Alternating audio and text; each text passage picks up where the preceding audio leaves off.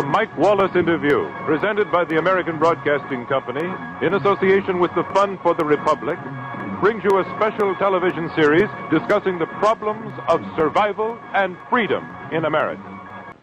This is Aldous Huxley, a man haunted by a vision of hell on earth. A searing social critic, Mr. Huxley, 27 years ago, wrote Brave New World, a novel that predicted that someday the entire world would live under a frightful dictatorship. Today, Mr. Huxley says that his fictional world of horror is probably just around the corner for all of us. Well, what are these forces and these devices, Mr. Huxley? I should say that there are two main impersonal forces. The first of them is not exceedingly important in the United States at the present time, though very important in other countries. This is the force which in general terms can be called overpopulation, the mounting pressure of population pressing upon existing resources. This, of course, is an extraordinary thing. Something is happening which has never happened in the world's history before. I mean, let's just take a simple fact that between the time of the birth of Christ and the landing of the Mayflower, the population of the Earth doubled. It rose from 250 million to probably 500 million. Today, the population of the Earth is rising at such a rate that it will double in half a century.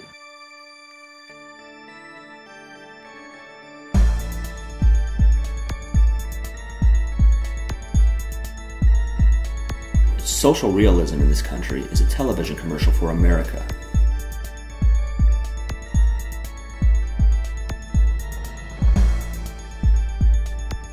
A simulated republic of eagles and big box stores. A good place to live so long as we never stray outside the hologram.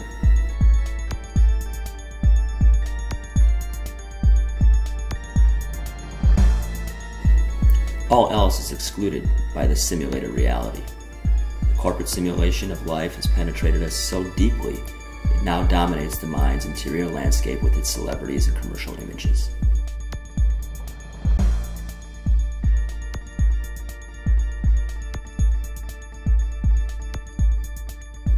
Within the hologram sparkles the culture-generating industry, spitting out our unreality like cotton candy.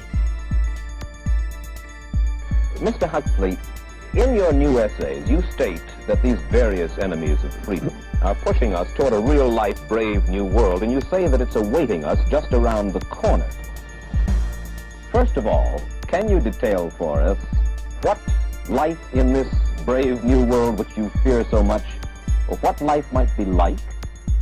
Well, to start with, I think this kind of the dictatorship of the future, I think will be very unlike the dictatorships which we've been familiar with in the immediate past. I mean, take another book prophesying the future, which was a very remarkable book, George Orwell's 1984. Well, this book was written at the height of the Stalinist regime and just after the Hitler regime. And there he foresaw a dictatorship using entirely the methods of terror, the methods of physical violence. Now, I think what is going to happen in the future is the dictators will find, as the old saying goes, that you can do everything with bayonets except sit on them.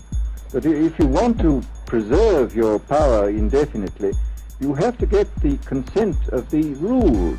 And this they will do partly by drugs, as I foresaw in Brave New World, partly by these new techniques of propaganda.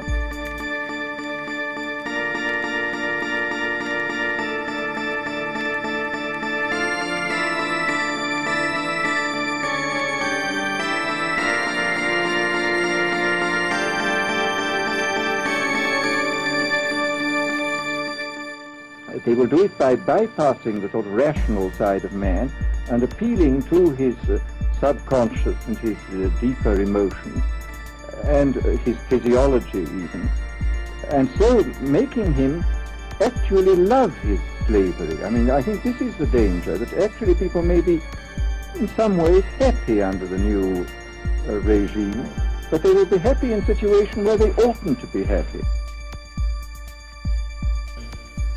I had done a book called Empire of Illusion, The End of Literacy and the Triumph of Spectacle, about how we have unplugged ourselves from reality,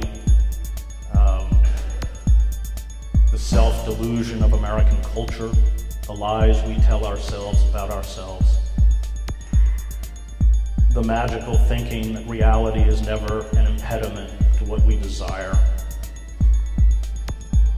to upend traditional American values of thrift, self-effacement, and replace it with a cult of the self and with the installation of consumption as a kind of inner compulsion.